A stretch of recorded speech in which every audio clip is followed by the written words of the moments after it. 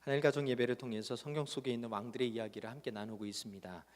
몇 주간 이스라엘 왕 솔로몬에 관한 말씀을 나누는데, 오늘은 열왕기상 11장에 있는 나락으로 추락하는 솔로몬의 삶에 대해서 함께 나누도록 그렇게 하겠습니다.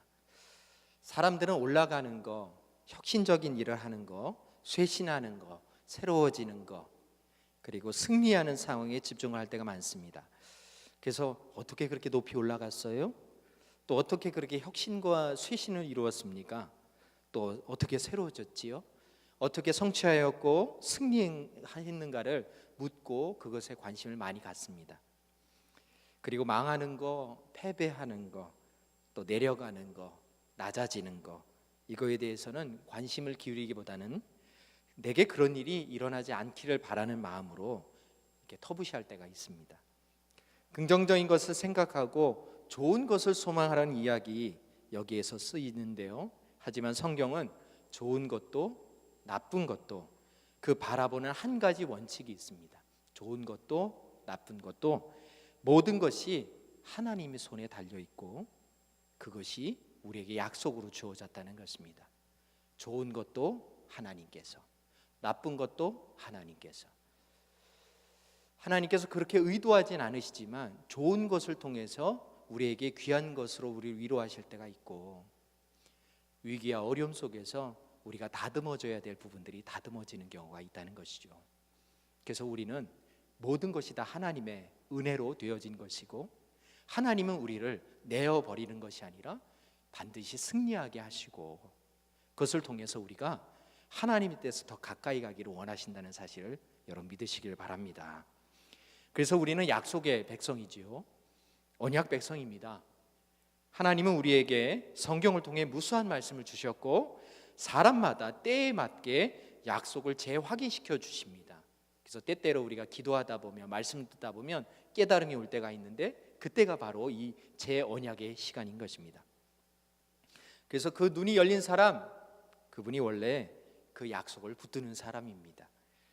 솔로몬이 오늘 열왕기상 11장을 통해서 타락하고 나락으로 떨어진 이유가 무엇일까요? 솔로몬의 상황을 보면서 우리의 삶을 되돌아보면 우리 지금 어디에 와 있고 또 어디로 가고 있는지를 스스로 점검해 볼 수가 있습니다. 그래서 오늘 이 시간은 우리에게 우리를 되돌아보는 시간이 되고, 솔로몬이 나락으로 떨어졌던 것처럼 우리도 떨어지지 아니하고 다윗처럼 우리의 마음을 새롭게 하는 그런 복된 시간 되시기를 주의 이름으로 간절히 축원을 드립니다. 첫 번째로 솔로몬이 이렇게 타락하고 나락으로 떨어진 이유 중에 그 첫 번째가 뭐냐 그랬더니 하나님의 경고를 무시한 대가였다는 것이죠. 결국 솔로몬은 몰라서 죄를 지은 게 아니라요, 알지만 죄를 더 사랑하는 것입니다. 솔로몬이 몰라서 죄를 지은 게 아니고요, 죄를 더 사랑했기 때문에 그렇습니다. 하나님께서는 일찍이 분명히 경고하신 바가 있습니다. 왕된 자는 아내를 많이 두어서 그 마음을 미혹되게 하지 말 것이며, 신명기에 있는 말씀이죠. 많은 아내들이 하나님과 백성들을 섬겨야 하는 왕의 본래 의무를 소홀히 하게 만들 것이기 때문에 그렇게 하나님께서 말씀해 주셨습니다. 그런데 어렸을 때부터 율법과 말씀을 배웠던 솔로몬, 하나님께서 주신 지혜를 갖고 있었던 솔로몬이 이거 몰랐을까요? 아니요, 알았죠.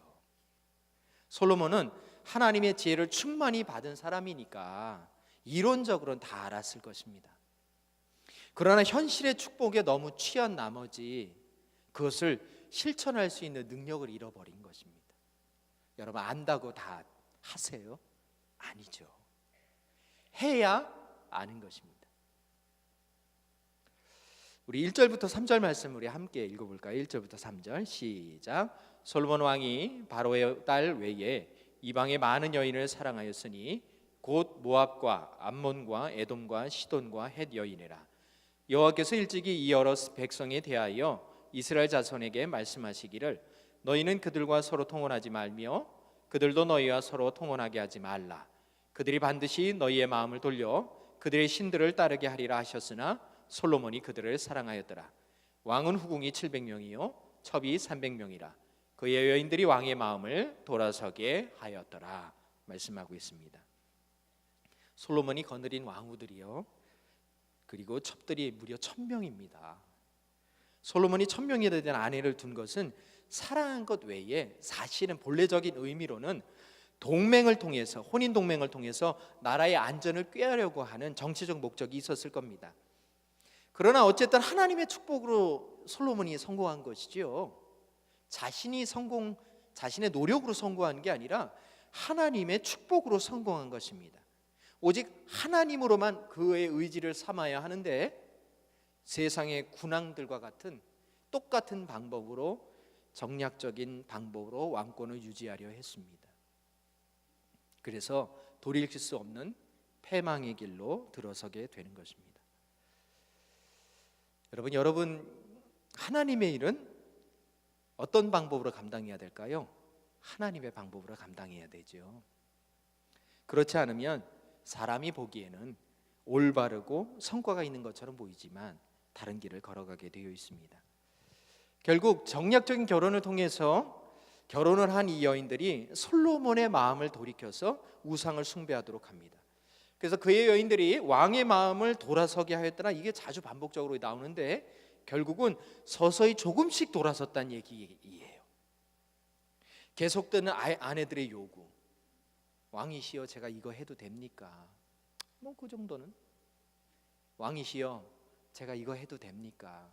혹시 우리 이방 신들이 있는데 혹시 조그맣게, 하나님께서 크시지만 조그맣게 여기 이렇게 신주단지 모시듯이요, 그렇게 조그맣게 하나 하면 안 됩니까? 뭐 땅도 넓은데 뭐 하시오. 거기다가 자기가 극진하게 사랑하는 사람인 경우에는 뭐 하시오, 좀 더 크게 하시오. 계속되는 아내들의 요구에 조금씩 마음이 해이해지고 타협하면서 이방 신들과 하나님을 함께 섬기는 것입니다. 여러분, 솔로몬이 하나님을 아예 버린 게 아닙니다. 하나님은 이방 신을 섬기고 사랑하는 것을, 하나님을 버리고 이방 신만 사랑하는 것, 그걸 말씀하는 게 아닙니다. 하나님도 사랑하고 이방 신도 사랑하고. 그러니까 우리가 헷갈리면 안 되는 것이, 이스라엘 백성들이 여호와를 떠났다, 이것이 하나님을 완전히 떠난 게 아닙니다. 이스라엘 백성이 하나님의 백성이라는 아이덴티티가 있었습니다. 그런데 어떤 걸 더 많이 했을 거예요? 하나님을 사랑하는 것과 함께 이방신도 사랑하는 겁니다. 이렇게 용납하는 것입니다. 그거 괜찮아. 그래서 결국에는 거리낌 없이, 그래 뭐 하나님 사랑, 내가 기존에 해왔던 건데 그냥 그거 하시오 하다 보니 하나님께서 그 마음을 기뻐하지 않으셨다는 것이죠. 결국 4절의 결과가 이렇게 나타납니다. 우리 4절 함께 좀 읽어볼까요? 4절 시작. 솔로몬의 나이 늙을 때에 왕비들이 그 마음을 돌이켜 다른 신들을 쫓게 하였으므로 왕의 마음이 그 붙인 다윗의 마음과 같지 아니하여 그 하나님 여호와의 앞에 온전치 못하였으니, 이렇게 되어 있습니다. 여러분, 솔로몬이 하나님의 뜻을 이렇게 떠나게 된 건 그의 통치 말년에 나이가 많이 들 때에 그게 시작이 되었습니다. 그것도 급격하게 진행이 됩니다. 자신도 이렇게 이방 여인들 통해서 하나님을 저버리게 될 줄 몰랐습니다. 아마 하나님의 특별한 축복과 지혜의 은사를 받았던 솔로몬의 타락은 눈에 보이는 성공, 또 하나님의 말씀을 소홀히 하는 것, 뭐 이 정도는 하는 그 마음. 그래서 솔로몬을 보면 그 어떤 사람도 죄에서 자유롭지 못한 사실을 명백히 알 수가 있습니다. 그 어떤 사람도 자신할 수가 없는 것이죠. 그래서 모든 믿는 사람들은 하나님의 말씀에 비추어 늘 자신을 살펴보아야 됩니다. 하나님께서 다윗을 왜 사랑하셨냐면, 여러분 다 아시죠? 다윗은 그냥 하나님만 봤습니다. 하나님만 봤습니다. 다른 거 볼 거 많지 않았겠습니까? 성공도 보고요. 아니요. 그냥 다윗이 본 것은 그냥 하나님 사랑하는 거. 여러분, 우리가 신앙생활하면서 얼마나 많은 거 봅니까? 여러분, 우리가 우리 마음을, 여러분을 죄책감 갖게 하려는 게 아닙니다. 그냥 하나님하고 다른 거. 더 많은 설명을 드리지 않는 것은 우리가 이런 이야기를 하면 나오는 레파토리들이 있잖아요. 명예 더 보고 그것을 한번 곰곰이 살펴보고 내가 진짜 하나님과 함께 다른 그 무엇을 사랑한 것 아닌지 그것을 스스로 점검할 때에 그때에 우리는 하나님께서 다윗을 사랑한 것처럼 회개의 길로 갈 수가 있는 것입니다. 교만한 사람은 회개하지 않습니다. 회개가 무엇인지 모릅니다. 회개는 들었으나 회개의 심령이 부어지지 않습니다. 그러나 자기 자신이 하나님 앞에 하나님 저 정말 죄인입니다. 제가 하나님 잘 믿는다 그러는데 그 마음 그 곁에 내가 잘 하고 싶은 마음, 내가 그 교만함들이 우리 안에 있는 것이죠. 그걸 깨달으면 우리는 이내 죄책감과 수치심으로 사로잡힙니다. 그 겸손한 마음, 그 겸비한 마음, 나를 낮추는 마음이 하나님 보실 때에는 어떤 마음이냐면 그래 네가 네 마음을 아는구나. 내가 이미 알고 있는데 너도 그 마음을 알고 있구나. 얘야 그 마음 가지고 나에게 와라. 어찌 보면 하나님이 은혜를 부어주실 때에는 우리가 잘했다고 하는 때가 아니지 않습니까? 사울도 부르실 때에 가장 연약하고 난 못해요 할 때 부르셨잖아요.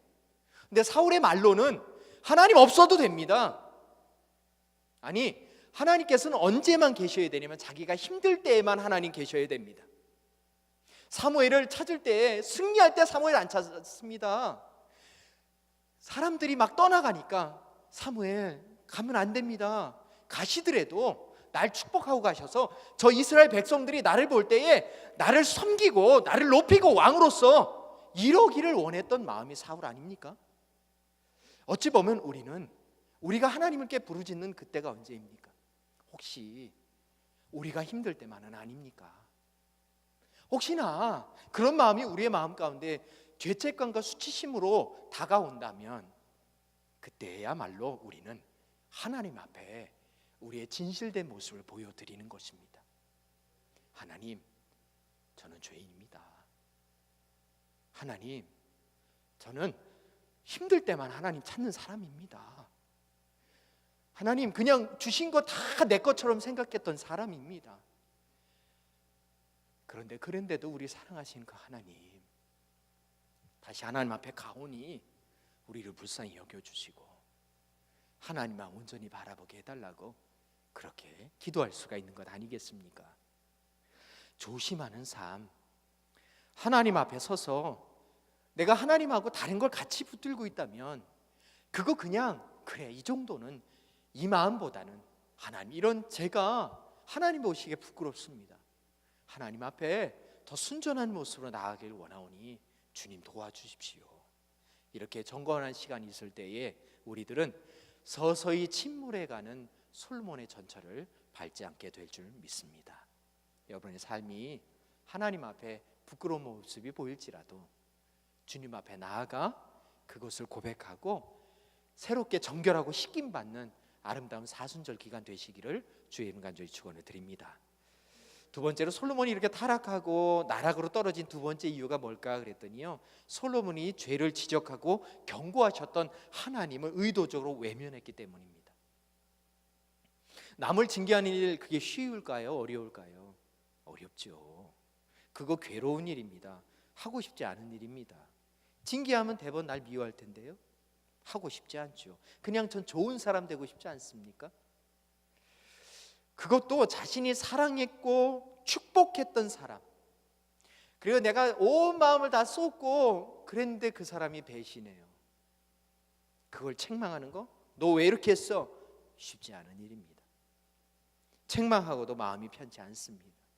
믿었던 사람에게 배신을 당할 것 같은 그 느낌이 바로 그것이지요.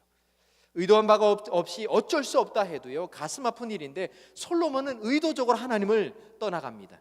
하나님을 외면하지요.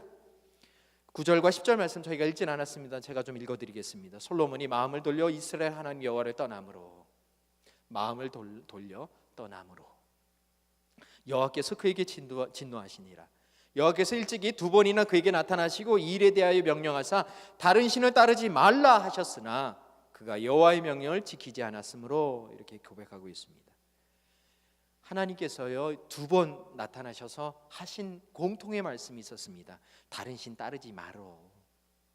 나도 따르고 다른 신도 따르지 말어. 이렇게 말씀입니다. 나 따르는 것처럼 보이지만 네 심령 가운데 다른 신을 따르지 말어. 하나님께서는 다른 거 명령하지 않으셨어요. 오직 하나, 다른 신을 따르지 마라. 넌 나만 봐.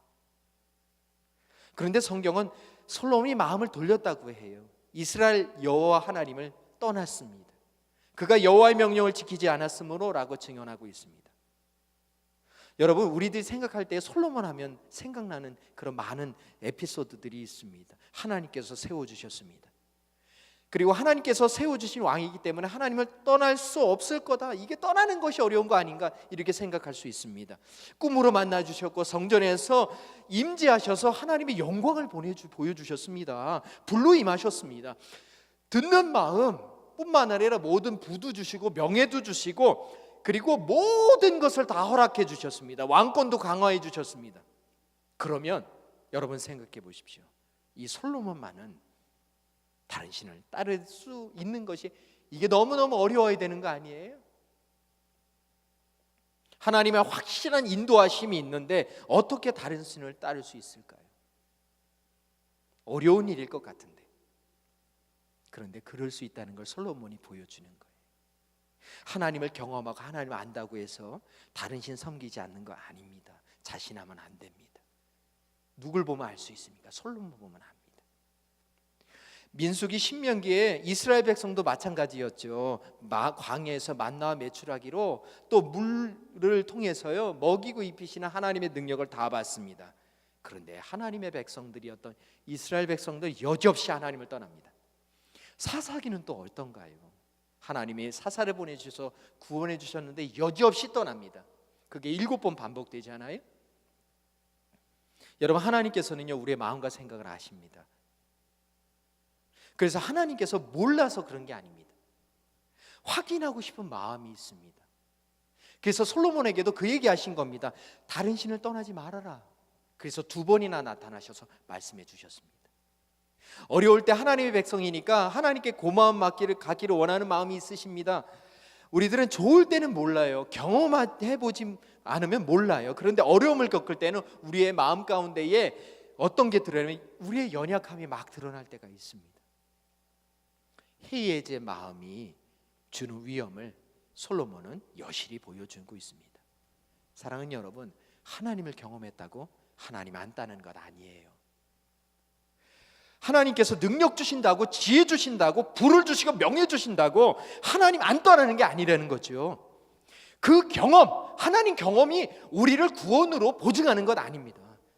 우리에게는 우리를 보증해 주시는 것은 우리의 경험이 아니라 예수 그리스도의 보혈을 믿는 우리의 믿음인 줄 여러분 믿으시길 바랍니다. 내가 주인인가? 아니면 하나님이 우리의 주인인가? 내가 정말로 구하고 있는 것이 뭔가? 문제 해결인가? 아니면 문제를 이겨내면서 하나님의 뜻을 구하고 어려운 상황이라도 선한 길로 인도하시는 하나님을 신뢰하고 있느냐가 중요한 것 아니겠습니까? 여러분, 우리는 문제 해결만 구할 때가 있지 않습니까? 어려운 일 있으면 이거 빨리 해결되길 원하는데 우리에게 하나님이 원하시는 것은 너 이렇게 어려워도 나 신뢰하니? 라고 하는 것 아니겠습니까?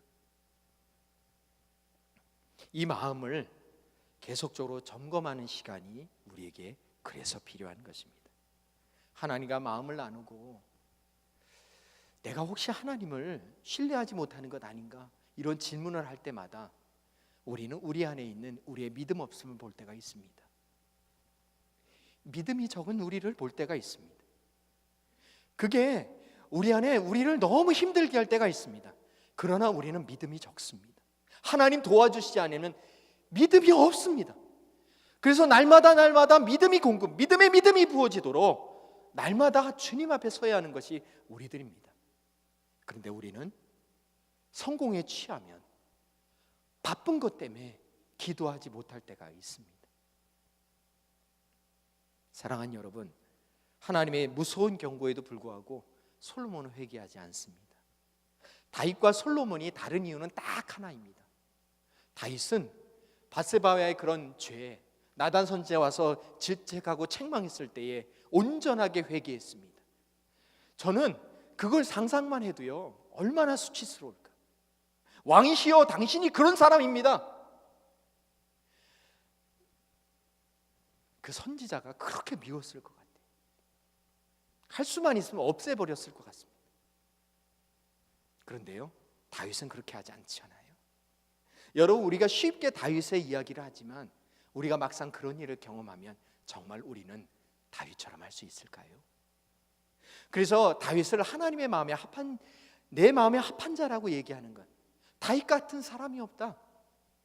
내가 너 종 다윗, 네 아버지 다윗을 보고 내가 내 언약을 지킨다, 이런 이야기하는 것 쉽지 않은 일 아니겠습니까?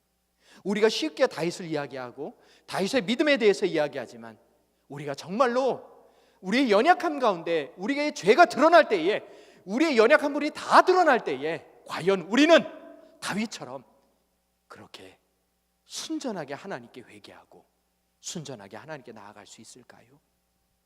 그래서 우리가 하나님 앞에 그런 은혜를 구하고 날마다 우리를 점검해야 되는 것 아니겠습니까? 약한 인간이기에 죄를 안 지을 수는 없는 것 같습니다. 그러나 죄를 인정하고 진정으로 돌이켜 회개하는 사람 적습니다. 그래서 하나님은 다윗을 어여삐 보셨던 것입니다. 그러니 4절에 왕의 마음이 그의 아버지 다윗의 마음과 같지 아니하여 그의 하나님 여호와 앞에 온전하지 못하였으니 라고 성경이 증언하고 있어요. 하나님 보시기에 그러면 그 온전한 마음이 무엇일까요? 그것은 큰 허물이 있을지라도 진실하고 겸손하게 하나님 앞에 회개하는 마음, 이게 온전한 마음입니다. 회개하는 마음이 온전한 마음입니다. 회개 없는 우리 안의 정결이 아니라 회개하는 마음이 우리를 정결하게 하고, 회개하는 마음이 우리를 깨끗하게 하고, 회개하는 마음이 우리를 주님 앞에 온전한 마음으로 세워주시는 것입니다. 사랑하는 여러분, 여러분 마음 가운데는 어떠한 마음이 드십니까? 회개의 마음이 여러분 안에 있어서 다윗처럼 온전한 마음 드리는 저와 여러분 되시기를 주의 이름 간절히 축원을 드립니다. 마지막입니다. 솔로몬이 이렇게 타락하고 나락으로 떨어진 과정 중에 마지막은 하나님께서는 징계를 하시는데요, 감정대로 하지 않으시고요, 너 이거 봐라, 너 내 말 안 들었어? 너 이제 죽었어, 이게 아니고요, 공의롭게 징계하신다는 거예요. 공의롭게. 11절부터 쭉 나오면 징계의 말씀이 들리는데요, 11절 보니까 이 나라를 빼앗아 내 신하에게 줄 것이다. 12절에 보니까 다윗을 위해서 내 세대가 아니라 내 아들의 손에서 빼앗을 것이다. 그리고 나라를 다 빼앗지 않고 다윗과 예루살렘을 위해서 한 지파를 남겨줄 것이다, 그렇게 했어요. 저 같으면요, 국물도 없었을 겁니다. 너 이제 끝났어. 너 이제 끝났어. 너 이제 국물도 없어. 근데 하나님은요, 다윗을 보고, 그러니까 다윗을 얼마나 사랑했겠어요. 그리고 그렇게 몰락하는 과정에서 14절에 보니까 여호와께서 에돔산 하닷을 일으켜요. 또 엘리야의 아들 르손을 일으켜서 대적자가 되신 자 23절에 있습니다. 또 26절에 솔로몬의 신하 느밧의 아들 여로보암이 손을 들어 왕을 대적하게 했다, 이렇게 얘기합니다. 하닷과 르손이 일어나 대적하고요, 솔로몬의 신하 느밧의 아들 여로보암이 왕을 대적합니다. 왜 그렇죠? 누구 때문에 그렇죠? 성경에서 대적자가 나타난다는 것은 두 가지 의미가 있습니다. 대적자, 그것은 긍정적인 의미에서는 새로 세워주시는 은혜, 훈련을 할 때에 대적자가 나타납니다. 그래서 우리를 강하게 하십니다. 이게 첫 번째입니다. 겸손하게 자기 자신의 연약함을 하나님을 의지하면서 이겨나는 훈련이 대적자가 나타나는 첫 번째 이유입니다. 그 훈련을 거쳤던 사람이 누구냐면 사울입니다. 낮은 자존감에 스스로를 가장 연약하게 생각했습니다. 베냐민 지파의 사울을 불러서 하나님이 리더십을 세워주셨고 높이 들어 세워주셨고 왕으로 삼아주셨습니다. 대적자들이 하나님과 함께 했던 사울을 보면서 바뀌어 사울을 지지하게 되었고요, 사울은 그제서야 어떻게 되었냐면 왕으로서의 구실을 하게 되었습니다. 하나님을 의지하는 훈련이고 연약했던 자기의 심령이 하나님의 은혜로 말미암아 훈련을 받는, 그래서 대적자들이 나타났습니다. 그런데 여러분, 사울의 만료가 어떻게 됐습니까? 실패했습니다. 왜 그러냐 그랬더니 두 번째를 수행하지 않았기 때문에 그렇습니다. 두 번째는 뭐냐 그랬더니 죄를 회개하시려는 회개의 훈련입니다. 첫 번째는 세워주시는 훈련이고, 두 번째는 회개의 훈련입니다. 하나님의 사랑을 받았고 세움을 받았는데 그 사랑에 보답하지 못하고 죄된 길로 갈 때에 하는 훈련입니다. 대적자들을 통해서 그 원인이 무엇인지를 깨닫게 하시는 것입니다. 인내하고 회개하고 하나님께서 원하시는 방법을 찾는 시간입니다. 고통스러운 시간이고 낮아지는 시간이고 힘든 시간입니다. 그런데 중요한 것은 이 시간을 지나가야 정결해지는 것입니다. 그래서 불순물이 빠지는 시간이고 정금과 같이 나오는 시간이 되는 것입니다. 그런데 그 일을 하는 회개 훈련을 해야 되는 솔로몬과 사울은 어떻게 했습니까? 그거 못했습니다. 그리고 그냥 지나갔습니다. 성경에 보면 회개했다는 이야기가 한 구절도 나오지 않습니다. 솔로몬은 이 대적자들을 회개로 극복하지 못하고 조상들과 함께 자고 말았습니다. 그리고 회개의 시간을 극복하지 못한 솔로몬 때문에 다윗 왕에게 주었던 아름다운 그 이스라엘은 반으로 착 갈라지기 시작합니다. 결국 다윗에게 주셨던 그 꿈, 하나님의 꿈, 그리고 하나님의 계획은 그 목적과 방향이 다른 방향이 되었습니다. 사랑하는 여러분, 말씀을 좀 맺습니다. 여러분, 솔로몬을 보면서 무엇을 느끼십니까? 나락으로 떨어지는 건 잠깐입니다. 아니, 그냥 하나하나 이 정도는 하는 것이 중첩되고 중첩돼요. 노년에 말년에 솔로몬은 급격하게 하나님을 떠나게 되었습니다. 하나님께 마음을 두지 않으면 언제든지 변질되을 수 있는 게 인간입니다. 자신하지 말아야 됩니다. 하나님만 사랑하는 말씀, 다른 신 함께 섬기지 말라는 그 말씀, 하나님과의 많은 경험들이 그것을 만드는 것이 아니라 지금 이 순간 하나님 앞에 하나님만 따르겠다고 고백하고 회개하는 우리의 심령이 그것을 가능하게 하는 것입니다. 하나님께서 때로 대적자를 주실 때가 있습니다. 그때 우리는 무엇을 해야 될까요? 극복해야 할 것이라면 귀한 훈련의 순간이 될 것이고, 정결케 되어야 할 속죄와 회개의 시간이라면 어렵고 고통스러운 일이지만 인내의 시간, 불순물이 다 빠져서 정결하고 정결해지는 순금과 같은 정결의 시간이 되어지는 것입니다. 사랑하는 여러분, 하나님이 보시기에 온전한 마음, 큰 허물이 있을지라도 진실하고 겸손하게 하나님 앞에 회개하는 마음을 하나님께 드린 여러분 되셔서 이 사순절 기간 우리를 위해 피 흘리신 그리스도를 묵상하고 있지 않습니까? 그 보혈을 흘려주셔서 우리를 구원해 주셨는데 어느새 우리는 그건 당연한 것이고, 우리 안에 율법주의적인 그런 마음들, 그냥 의식적인 그런 마음들이 우리를 사로잡아서 더 이상 하나님의 깊은 은혜 안으로 들어가지 못할 때가 너무 많지 않습니까? 하실 수만 있으면 회개하는 마음으로 더 한 발짝 주님 앞에 나아가는 저와 여러분 되시길 주의 이름으로 간절히 축원을 드립니다. 또 한 주간 살아갈 때에 예수 십자가 그 보혈의 공로 감사하면서 하나님 앞에 마음을 들여, 야, 그래 내 딸아, 내 아들아, 너가 나에게 지금 온전한 마음을 주고 있구나, 참 고맙다, 이런 마음으로 하나님께 보답드리면서 하나님이 주신 예비하신 복을 마음껏 누리는 저와 여러분 되시기를 주의 이름 간절히 축원을 드립니다.